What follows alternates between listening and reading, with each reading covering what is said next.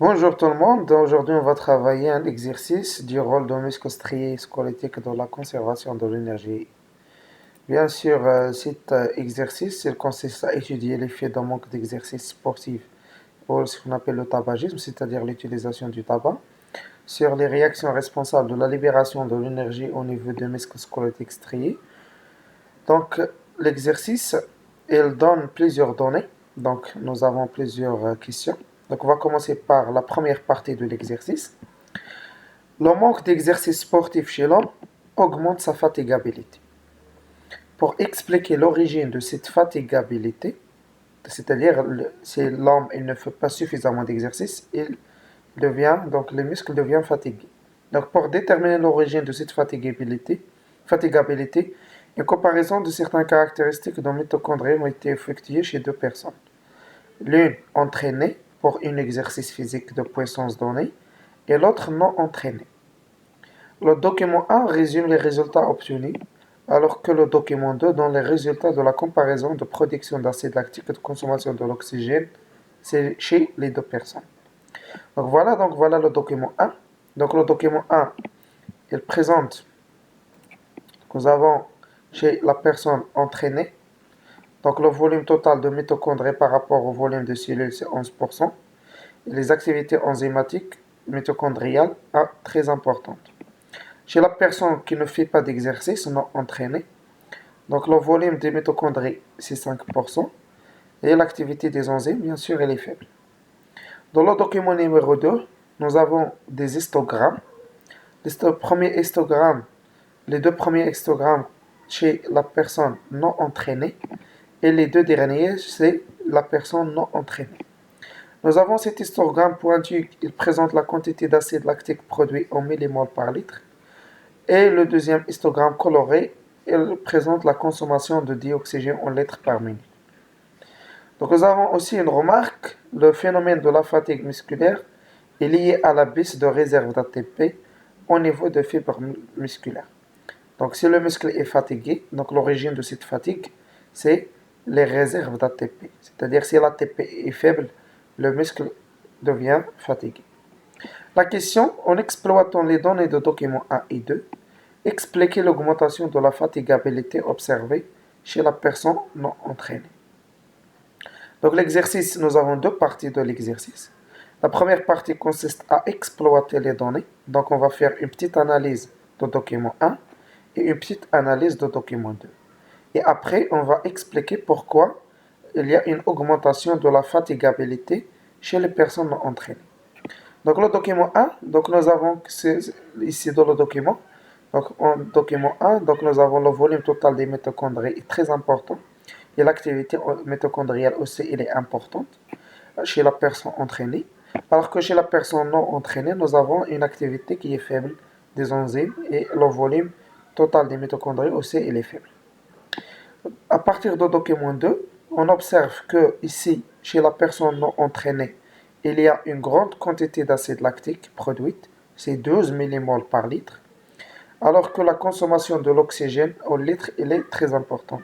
Donc ici, chez la personne non entraînée, donc la consommation de l'oxygène, elle est faible, 2 litres,5. Alors que chez la personne entraînée, donc on observe ici la quantité d'acide lactique, elle est faible en comparaison avec la personne non entraînée. Et la personne, concernant la consommation de l'oxygène, elle est importante en comparaison avec la personne non entraînée. Donc ces observations, on va les noter tout simplement pour la partie d'exploitation. Donc comment on va expliquer l'augmentation de la fatigabilité chez les personnes non entraînées? Donc chez la personne non entraînée, on observe une augmentation de l'acide lactique, c'est-à-dire s'il y a une acide lactique, donc l'augmentation de l'acide lactique, donc le phénomène est lié à la baisse de réserve, c'est-à-dire il y a le métabolisme de fermentation, donc la présence de l'acide lactique ici. Donc voilà, donc comme ça on peut faire l'explication. Donc voilà la réponse. Donc par rapport à l'individu entraîné, on observe chez l'individu non entraîné une diminution du volume global des mitochondries, donc chez la personne non entraînée, accompagnée d'une réduction de l'activité enzymatique mitochondrienne. une augmentation de la quantité d'acide lactique, donc chez la personne entraînée, augmentation de l'acide lactique, produit accompagné d'une baisse de la consommation d'oxygène. La consommation de l'oxygène, elle est faible. Donc, comment on va expliquer ça? Donc, le non entraîné, chez la personne non entraînée, donc, utilise principalement la voie anaérobie. Donc, la présence de l'acide lactique, donc c'est la voie anaérobie, comme source de renouvellement de l'ATP. Donc, tant qu'il utilise l'anaérobie, donc il y a une augmentation de l'acide lactique, donc c'est la fermentation. Donc, cette fermentation, elle produit une faible quantité d'ATP, ce qui engendre la fatigabilité des muscles. On passe à la deuxième partie de l'exercice. Donc, la deuxième partie, pour mettre en évidence l'effet de tabagisme sur l'effort musculaire, un groupe d'élèves fumeurs a été soumis à un test de l'endurance. Donc, pour déterminer l'effet de tabagisme, donc un groupe d'élèves se met à un test d'endurance. Ce test consiste à courir avec une vitesse qui croît progressivement de 1 km par heure toutes les 2 minutes jusqu'à la fatigue totale. Ceci permet de déterminer la vitesse maximale aérobie. C'est ce que vous avez ici dans le document 3. Et qui exprime le volume maximal de l'oxygène consommé par l'individu testé. Le document 3 présente les résultats en unité arbitraire, UA, unité arbitraire, obtenus chez deux groupes d'élèves. Vous avez les élèves non-fumeurs et chez les élèves fumeurs. En utilisant le document 3, comparez l'endurance des élèves fumeurs et celle des élèves non-fumeurs. Donc c'est très simple. Donc on va faire une comparaison en utilisant le document 3. Donc qu'est-ce qu'on observe? Chez les élèves non-fumeurs, on observe que la vitesse maximale aérobie, VMA, donc voilà, la vitesse maximale aérobie, VMA, elle est très importante, donc c'est presque 15,8. Chez les fumeurs, qu'est-ce qu'on observe? La vitesse maximale aérobie, elle est faible, c'est de 14,5. Donc, c'est ça la comparaison. Donc, la comparaison, chez les élèves fumeurs, la vitesse maximale aérobie est estimée à 15,8 unités arbitraires, alors qu'elle est de 14,5 unités arbitraires chez les non-fumeurs. D'où la faible endurance des fumeurs par rapport à celle d'un non-fumeur. Nous avons ici une remarque. L'hémoglobine est une protéine qui se trouve dans les globules rouges. Cette protéine joue un rôle important dans le transport de l'oxygène. Donc, la fumée de la cigarette, contient le monoxyde de carbone, CO, qui se fixe sur le même site de fixation de l'oxygène au niveau de l'hémoglobine. Le document 4, donc voilà le document 4, c'est un tableau, présente les résultats de mesure de la quantité de monoxyde de carbone transporté dans le sang de la quantité d'oxygène versée sur l'hémoglobine chez les élèves fumeurs et les élèves non fumeurs. Donc ici nous avons les élèves fumeurs, les élèves non fumeurs, nous avons la quantité de l'oxygène et la quantité de monoxyde de carbone. Et le document 5 montre le site de fixation de monoxyde de carbone au niveau de la chaîne respiratoire. Donc voilà, donc au niveau de ce document, donc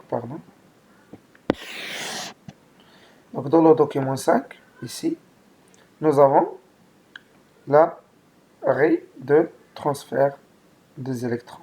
Donc regardez, donc CO, le monoxyde de carbone, il agit ici, donc sur le transport, sur la protéine numéro 6, donc au niveau de la chaîne respiratoire. Donc la question, à l'aide de documents 4 et 5, donc voilà le document 4 et voilà le document 5, expliquez comment agit le monoxyde de carbone sur le fonctionnement de la chaîne respiratoire et sur les réactions de libération de l'énergie au niveau de mitochondries chez les élèves fumeurs. Donc, nous avons ici dans le document 4, regardez, donc chez les élèves non fumeurs, la quantité d'oxygène, c'est 1,328. Chez les élèves fumeurs, donc la quantité de l'oxygène, elle est faible.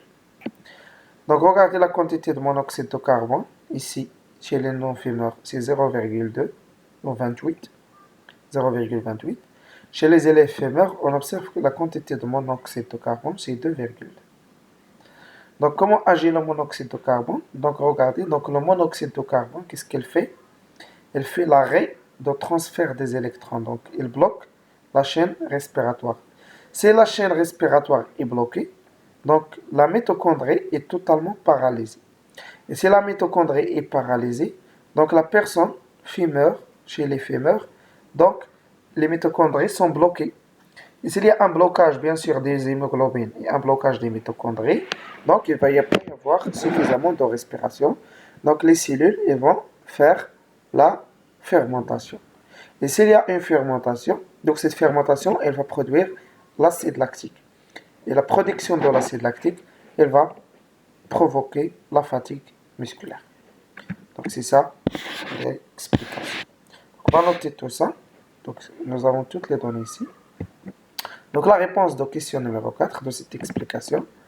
Donc par rapport aux élèves non fumeurs, donc on va utiliser ces données, on observe chez les élèves fumeurs une diminution de volume de l'oxygène fixé à l'hémoglobine. Donc la quantité de dioxygène fixée à l'hémoglobine, elle est faible. Et une augmentation de volume de monoxyde de carbone transporté par le sang.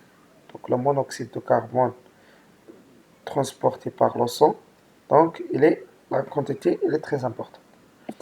Donc l'explication, donc la fixation de monoxyde de carbone sur le complexe T6, ici, elle participe ou elle provoque l'arrêt de transport des électrons à travers les complexes de la chaîne respiratoire. Donc, s'il y a ce blocage, donc l'absence de gradient H+, et arrêt de la production de l'ATP par la sphère pédonculaire.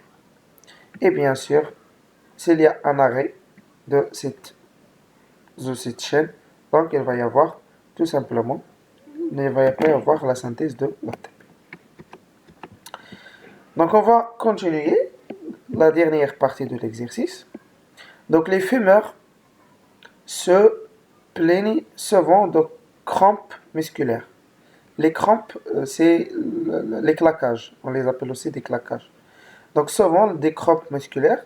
Donc pour expliquer l'origine de ces crampes, on a mesuré chez les élèves fumeurs et d'autres non-fumeurs la concentration sanguine de l'acide lactique et de pH sanguin au niveau du sang veineux portant des muscles avant et après l'exercice physique. Les résultats de ces mesures sont présentés dans le document 6. Donc voilà, nous avons ici le document 6. Donc l'acide lactique au niveau du sang veineux. Donc avant l'effort musculaire, nous avons 50. Et le pH, donc avant l'effort musculaire, c'est 7,4. Donc ça, c'est avant l'effort musculaire. Après l'effort musculaire, chez le non-fumeur, donc l'acide lactique, nous avons 150. Et le pH, c'est 7,38. Donc il y a une diminution de pH, c'est-à-dire le milieu devient acide. Et concernant les fumeurs, donc on observe, concernant l'acide lactique, nous avons 500 mg chez les fumeurs. Et concernant le pH, c'est 7,35. Donc le pH il est très acide en comparaison avec les non-fumeurs. Donc en exploitant le document 6 et en vous basant sur vos réponses précédentes, expliquez la faible endurance et les crampes musculaires fréquentes chez les élèves fumeurs. Donc on va faire en exploitant le document 6, donc l'exploitation. Donc on va commencer par l'exploitation. Donc après un effort musculaire, donc s'il y a après l'effort musculaire, qu'est-ce qu'on observe chez les fémurs? Une augmentation importante de l'acide lactique. Donc ici, donc avant l'effort 50, après l'effort 500. Et une diminution remarquable de pH. Donc le pH donc de 7,4 jusqu'à 7,35. Donc au niveau des muscles. Donc explication de comment on va expliquer la faible endurance et les crampes. Donc ça c'est l'exploitation du document. Donc chez les fémurs, le muscle reçoit une quantité importante de monoxyde de carbone au lieu de dioxygène. Donc cette monoxyde de carbone il fixe sur le complexe T6 ce qui provoque la diminution de la synthèse de l'ATP par voie aérobie. L'utilisation de la fermentation lactique, et bien sûr s'il y a blocage des mitochondries, donc la cellule elle va utiliser la fermentation lactique pour produire bien sûr l'énergie. Bien sûr la quantité d'énergie produite elle est faible, elle est accompagnée par la production des résidus organiques comme l'acide lactique. Cet acide lactique, sa synthèse permet la diminution de pH du sang veineux portant des muscles. Et si le pH de muscle est diminué, donc l'acidité va augmenter, ce qui va provoquer la diminution de l'activité enzymatique de métabolisme énergétique. Et cette activité elle est faible, donc il va y avoir une faible production de l'ATP nécessaire à la contraction musculaire, ce qui provoque la fatigue et des crampes musculaires. Donc ça, c'est la fin de l'exercice. Donc j'espère que vous avez bien compris l'exercice. C'est comment résoudre ce type de situation problème et comment répondre à ces questions. Donc la séance prochaine, on va voir d'autres exercices. Merci pour votre attention.